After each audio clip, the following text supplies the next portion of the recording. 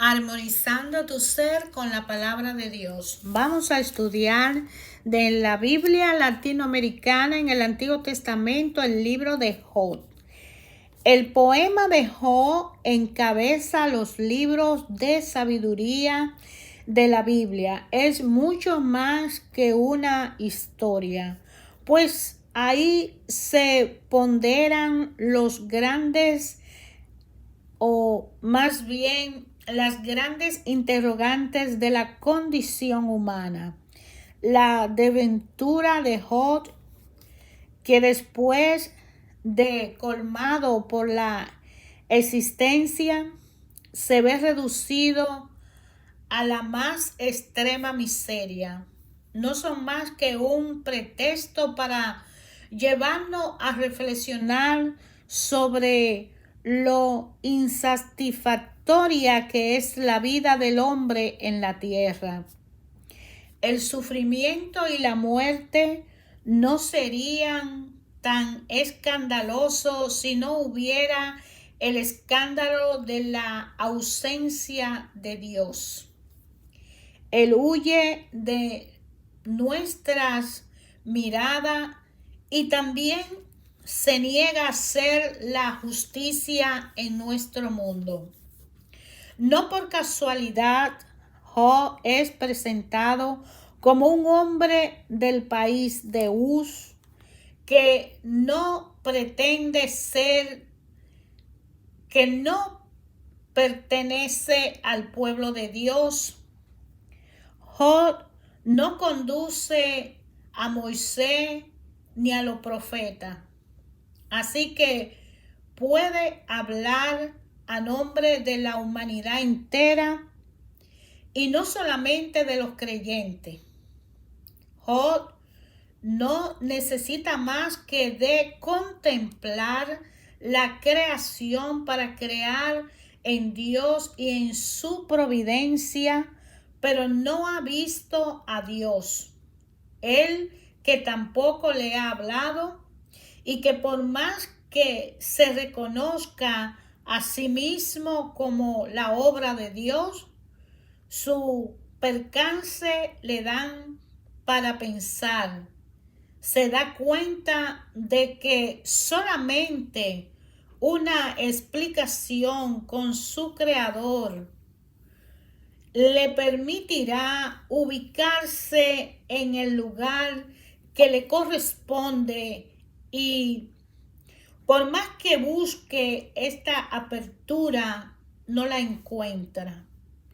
La denuncia de Job son una manera de clamar a Dios con toda la fuerza de una esperanza insatisfecha, y al final Dios tendrá que manifestarse.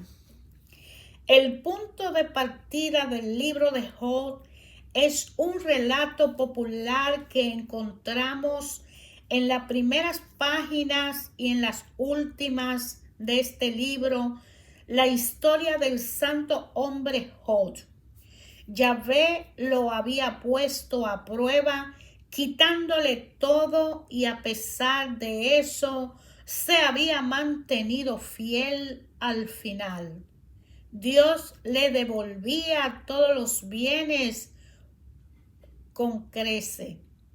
Esta moraleja podía parecer demasiado simple. Entonces un autor del que no conocemos el nombre volvió sobre el tema en los diálogos que ocupan los capítulos 3 hasta el 41. Allí otro Job muy diferente al primero denuncia la condición humana y sus tres amigos le oponen la respuesta de la sabiduría tradicional. La historia de Job no empieza a hablar de su realidad, de su vida personal, desde el capítulo 1 al capítulo 2, y empiezan los poemas de Job.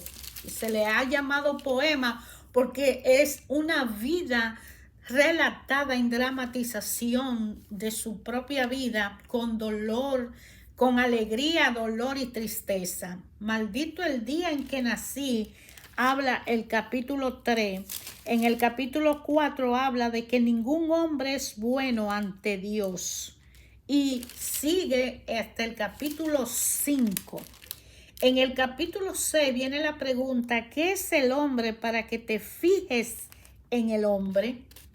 Y es una pregunta tan profunda que abarca el capítulo 7 también. Ya para el capítulo 8 viene la otra pregunta de Job a Dios, donde le dice, ¿acaso Dios tuerce el derecho? En el capítulo 9 dice, yo no puedo discutirle, sin embargo. En el capítulo 10 habla, como un león me persigue. El capítulo 11 dice, discurso de Sofar. El capítulo 12 viene con una pregunta, ¿acaso quieren defender a Dios con mentira? Y sigue el capítulo 13. En el capítulo 14 habla de que el hombre tiene corta vida. El capítulo 15 dice otro discurso de Elifaz, que son las personas que van a visitarlo. ¿Dónde está mi esperanza? Dice el capítulo 16, 17 y el 18 al 19, porque él empieza a hablar de su desdicha. En mi propia carne veré a Dios. Habla el capítulo 19. Sofar, el malo, perecerá. En el capítulo 20, 21, habla Sofar de que el malo va a perecer.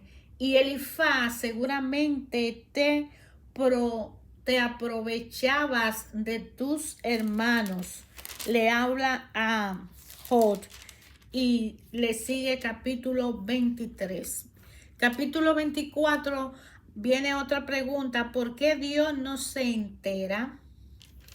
Que coge el capítulo 25, 26, 27. Y para el 28 dice, los mineros alaban la sabiduría de Dios. Capítulo 29, el que me oía me llamaba dichoso. Hasta el 30 y en el 31, ¿acaso comí solo mi pedazo de pan? Ese es el capítulo 31. Ya para el 32 viene la segunda parte. Interviene Elihu, otro amigo de él. En el capítulo 33 hay una pregunta que dice, ¿ha escuchado la advertencia de Dios? Abarca el 34 y el 35 dice, es porque no invocaron a Dios, dando una justificación. El capítulo 36, el libro de Job, nos habla de que Dios prueba al hombre para corregirlo, y hay un himno a la grandeza de Dios que abarca el capítulo 37, y en el capítulo 38 Yahvé responde a Job, que es un capítulo muy interesante, y todavía abarca el 39, abarca el 40, el 41 y se queda con la conclusión del poema. Aquí termina la historia del santo de Job. Voy a decirle que Yahvé hizo que la nueva situación de Job superara la anterior, porque había intercedido por su amigo, y aún Yahvé aumentó el doble todos los bienes de Job. Este vio volver a él a todos sus hermanos y hermanas, lo mismo que a los conocidos de antes. Comía con él en su casa, lo compadecían y consolaban por todos los males que Yahvé le había mandado. Cada uno de ellos le regaló una moneda de plata y un anillo de oro. Yahvé hizo a Job más rico que antes. Tuvo 14,000 ovejas, 6,000 camellos, 1,000 yuntas de bueyes y 1,000 burras. Tuvo 7 hijos, 3 hijas, y la primera la llamó Tórtola, a la segunda Canela, y a la tercera frasco de perfume. No se hallaban en el país mujeres tan bellas como las hijas de Job, y su padre le dio parte de la herencia junto con sus hermanos. Job vivió todavía 140 años después de su prueba y vio a sus hijos y a sus nietos hasta la cuarta generación.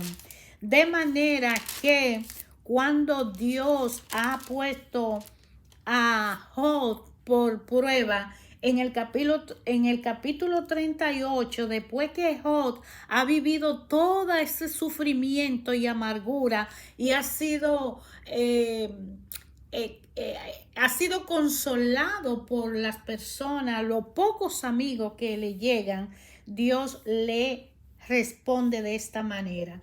Yahvé responde a Job desde el seno de nubarrones de tempestad, como en el Sinaí. Él no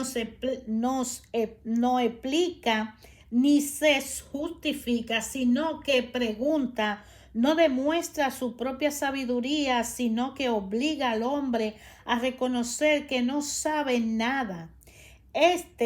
Al mirar y admirar las maravillas de la creación, descubre que la manera de Dios de disponer de las cosas es desconcertante. ¿Por qué razón manda Dios la lluvia sobre la tierra sin habitante? ¿Por qué descuida sus huevos el avestruz? ¿Por qué manifiesta tanta intrepidez el caballo en su guerra que no le sirve? Aquí pareciera que el autor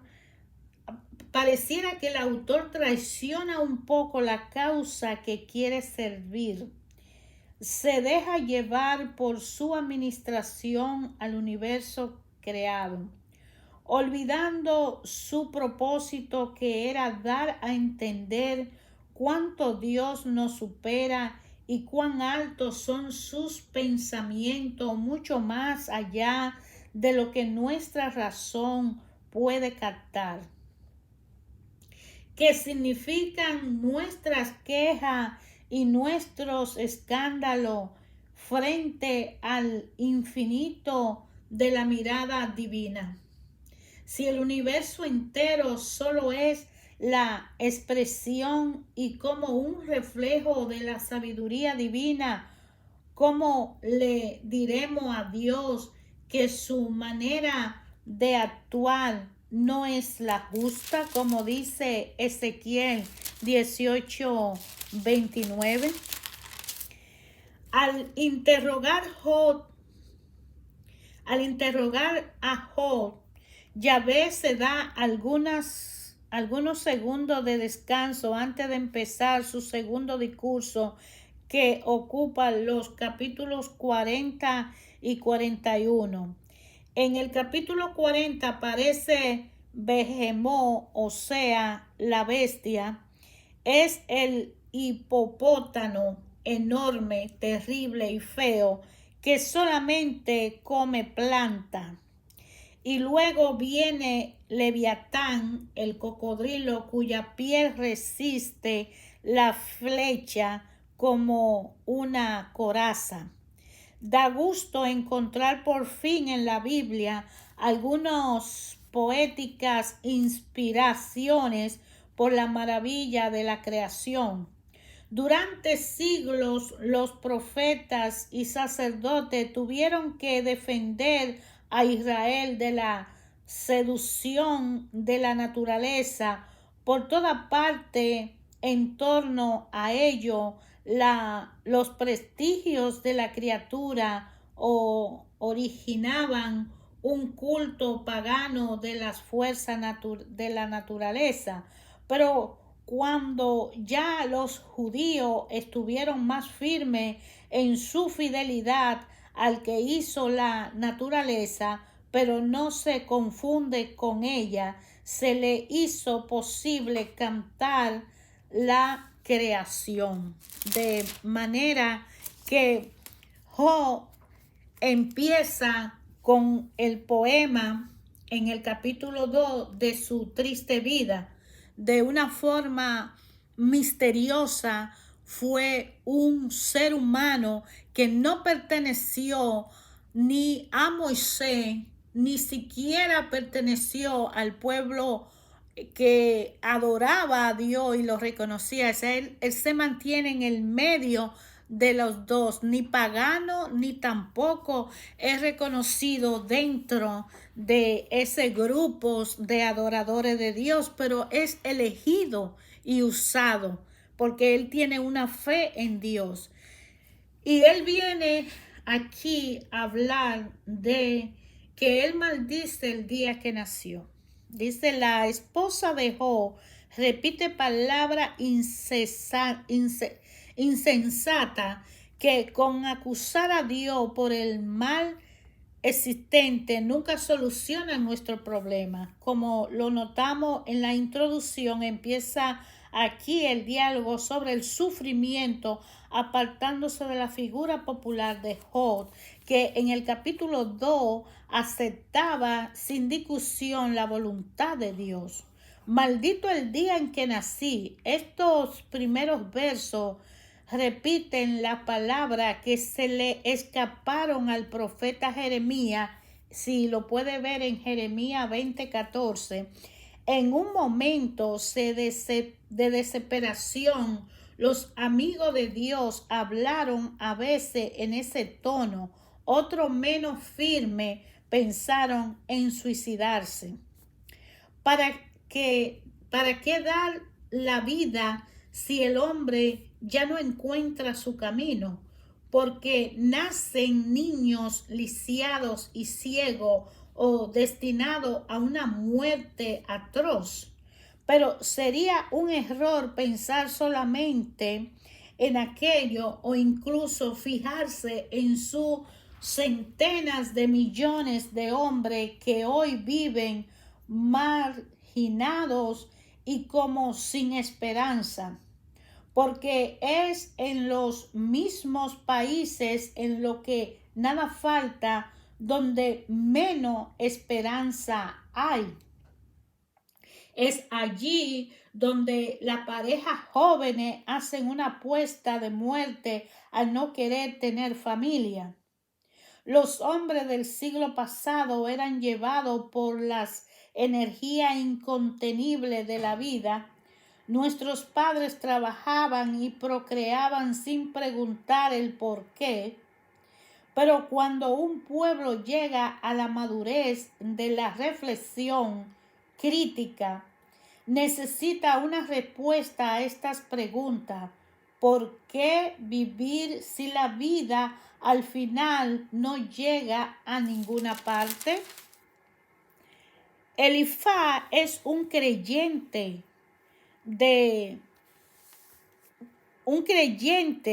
frente al dolor de Job. Repite lo que decía la voz popular en aquel entonces. Dios hace justicia en la presente vida, premiando a lo justo con salud y bienestar material. Si tú estás enfermo y abandonado, es porque pecaste. Elifaz no se equivoca al recordar que la desgracia cae sobre lo malo y la providencia de Dios se manifiesta a menudo en favor de sus amigos. Esto que cualquiera puede comprobar, la Biblia lo afirma expresamente. Los profetas no vacilaron en decir y repetir a Israel que sus apuros eran las consecuencias de sus pecados, como lo dice el libro de Deuteronomio en el capítulo 30, 15, 20. Y el libro de los Jueces pretende demostrarlo con los Hechos, Jueces 2, 11, 19. Elifaz, el amigo de Job, pretende hablar a consecuencia de una revelación de Dios como la que tenía en sueño muchos profetas. Seguramente recuerda una verdad. ¿Hay algún hombre que se encuentre bueno delante de Dios? Muchos se quejan de que la vida no tiene sentido, pero no será su pecado el que no le permite ver el sentido de la vida. Sí, porque muchos se quejan que me va mal, pero ¿qué hiciste? ¿Dónde se ha visto que los buenos desaparezcan? Esa es una pregunta que se hace. El hombre de fe comprende que Dios derriba a los poderosos y enaltece a los humildes. Pero la experiencia diaria parece a menudo contraria, aparentemente se ve contraria. Según el Evangelio, la riqueza puede ser un signo de reprobación. Elifaz habla con tanta seguridad porque no ha padecido en carne propia ni se fija suficientemente en lo que sufren. Porque es muy fácil hablar sin estar en el puesto del que está sufriendo. Él ve a Job sufriendo, pero él habla sin sentir lo que Job está sintiendo. Job se enoja con esos amigos que le dicen palabras, pero no le dan la paz. Ahora suplica a Dios que lo haga morir antes de que por el exceso del mal llegue a rebelarse contra él. Dios permite el sufrimiento al ser humano y lo va midiendo hasta ver hasta dónde ese ser humano tiene una fe firme en él y le cree a él. Pero hay seres humanos como Job que le piden, mejor quítame la vida que no te quiero fallar. Y si me sigue el sufrimiento creciendo, te puedo fallar y no quiero fallarte. Y prefieren morir antes que faltarle a Dios. Y es lo que Dios aquí en el capítulo 6 le está dejando a saber a Dios, que es el hombre, para que te fijes en el hombre. Job subraya el abismo que separa al que sufre del que lo viene a consolar. ¿Cuánta máscara al lado de un enfermo? La palabra de consuelo a menudo son un disfraz. El que consuela al afligido quiere disimular su propio desconcierto ante el dolor de otro y su incapacidad para darle un alivio eficaz. El enfermo, sin embargo, no se deja engañar porque sabe lo que siente y se halla más aislado. Job acusa al Dios inaccesible. Job no conoce al Dios Padre y la prueba despierta su recelo para que el Dios que vigila a los hombres para castigarlo. Sin embargo, esta queja de Job contra Dios no recuerda los roces entre seres que se aman y porque se aman se muestran exigentes uno respecto al otro. ¿Qué es el hombre para que te fijes tanto en el hombre? Pero si Dios sigue de tan cerca a su criatura, ¿no será porque no puede vivir sin el hombre? O sea que por algo Él está tan cerca y no se va, aunque nos mida con pruebas y a veces crueles.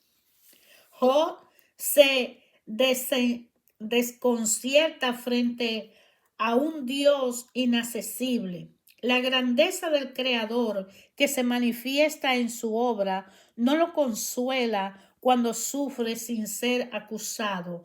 La desgracia de un solo justo desfigura el universo. Job no cuestiona solamente el mal o la injusticia, sino la misma existencia del hombre con su libertad. El Dios que nos hizo personas libres debe ser también persona, y mientras no nos dirige la palabra, su silencio puede o debe ser interpretado como una negatividad a un diálogo o como la indiferencia de algún o alguien muy superior, que es cuando oramos y oramos y oramos y le pedimos a Dios, please, abra la compuerta de los cielos y traiga mi salud, traiga mi paz. Y no vemos que llega y creemos que le hablamos a alguien que no existe. Y Job está precisamente ahí en ese momento viviendo eso. Sin embargo, si me doy la razón, en la razón mi boca puede condenarme. ¿Por qué? Porque el hombre no sabe los designios de Dios y jamás descubrirá su misterio. Y se puede condenar por lo que piense o diga de Dios. De manera que Job nos hace recordar esos procesos famosos en los cuales militante acusado injustamente por su propio partido llegaban a reconocer espontáneamente su culpabilidad. Una desgracia muchas veces hace nacer en nosotros complejo de culpabilidad. Este sentimiento de culpabilidad y el otro opuesto de agresividad contra Dios son las dos caras de una misma realidad. La condición humana es inaceptable mientras Dios nos permita encontrarlo. De manera que Dios se preocupa de su criatura y recuerda las maravillas que Dios realiza en la madre embarazada. Pero esas atenciones solamente abren el camino a su exigencia. Veo que tenía secretas intenciones. Los regalos que no vienen de la gente de arriba despiertan nuestra agresividad más que nuestra gratitud. Después de sus años de preocupación, el hombre empieza a reflexionar y es entonces cuando la ausencia voluntaria de su creador puede preparar su rebeldía. En el caso de Job, que Job consigue acusando a Dios, enumera algunas de las injusticias que comprobamos diariamente. Después, en el capítulo 12, 14, 25, observamos que el poder de Dios se manifiesta más que todo por su acción devastadora. Vuelca la suerte de los poderosos, desvirtúa las sabidurías de los sabios y no deja que su empresa tengan éxitos. Frente a la injusticia de la vida, la sabiduría humana no tiene una respuesta adecuada. Job acusa entonces a estos sabios que pretenden justificar a Dios olvidando la realidad. Mejor callar y reconocer nuestra ignorancia. A lo mejor esto me salva. Job está tan convencido de que Dios es justo que lo quiere obligar a salir de su silencio. Quizá Dios lo hará parecer por su osadía, pero por lo menos Job habrá tenido una respuesta y sabrás por qué muere. Esta actitud temeraria de Job frente a Dios viene a corregir la imagen demasiado difundida de un creyente que acepta resignado sin tratar de comprender. Job no se postra ante Dios como un siervo, sino que por ser consciente de su dignidad a los ojos de su Hacedor, pide explicaciones. Job representa a través de su causa personal, una crítica de la condición humana y lo hace en forma muy parecida al Eclesiastés. Subraya el nombre que su vida es corta, sus sufrimientos son numerosos, la gracia de su juventud prepara la caída del adulto. Hay en él algo impuro, incomprensible que echa a perder todo lo que emprende. Al contemplar la vida, desearía vivir siempre, pero no se le concede. Pero mientras el Eclesiastés acepta su condición, Job sueña con un Dios que fuera capaz de olvidar su superioridad por unos momentos y vendría a conversar con él.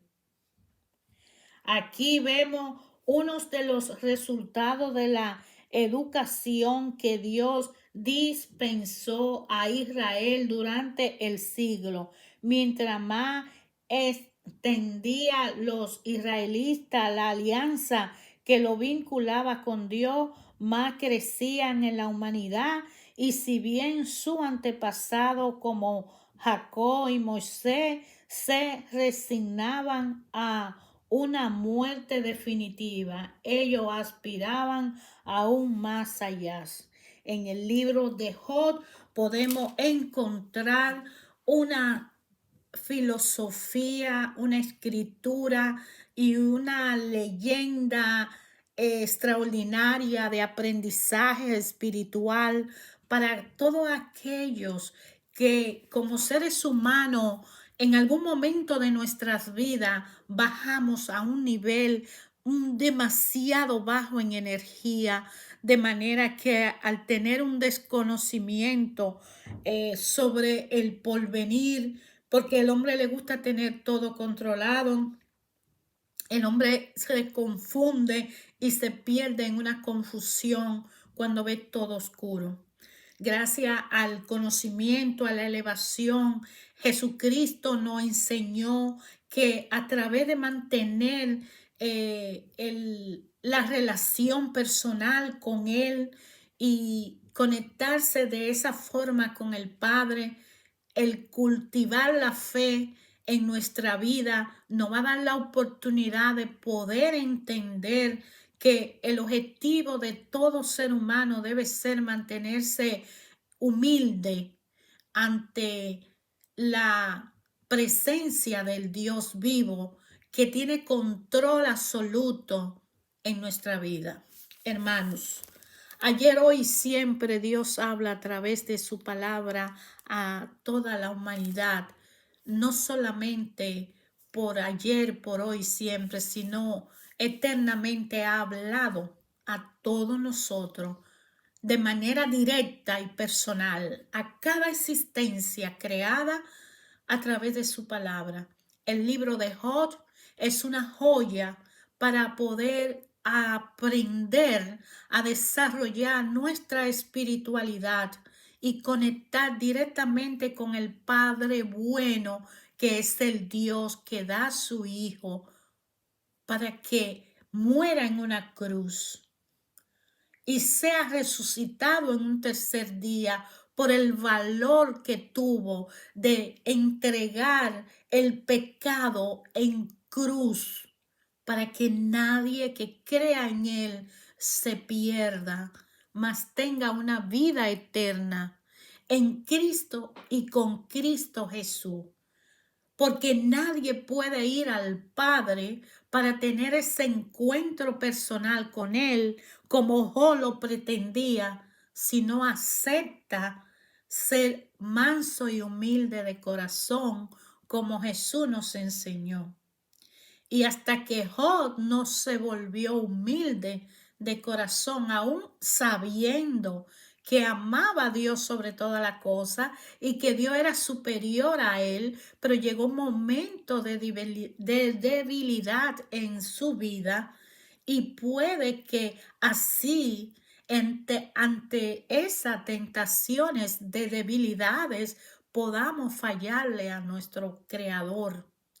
Cada uno de nosotros se debe a nuestro Creador. Le debemos a Él obediencia, respeto y humildad y también paciencia, pero no la vamos a conseguir si no estamos tomados de la mano de Jesucristo para que pueda venir su Espíritu y nos dé la capacidad de hacerlo.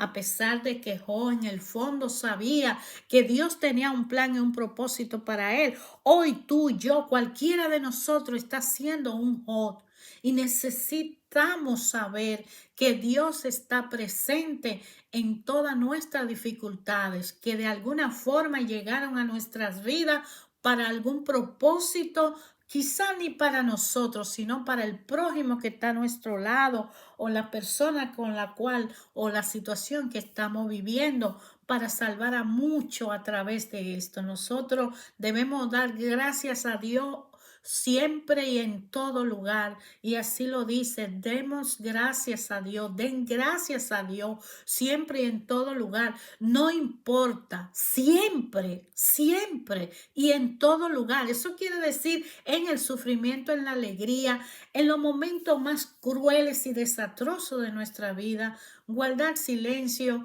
aceptar con humildad, porque sabemos que tú tienes un plan. Y así como Job, Jesucristo también fue ese Job que camino a ese Calvario llevó esa cruz y sabía cuando él estuvo en el monte orando, que le salían gotas de sudor por sus frente y le decía, Padre, si tú quieres, aparta de mí esta copa, pero que se haga siempre tu voluntad. Ese fue un Job que sabía que estaba sufriendo fuertemente, pero él sabía que Dios tenía un plan y un propósito para con eso y que él iba a ser firme, fuerte, perseverante en medio de esa situación hasta que Dios tomara la palabra y le contestara, le hablara, le atendiera y le asistiera y le llegara en su presencia, como fue en el momento de la resurrección y la ascensión al cielo. Y cuando él aún estaba en la cruz, él dijo, a todos estos que me has dado, te pido que lo guarde conmigo. De manera que Jesús es el camino, la verdad y la vida.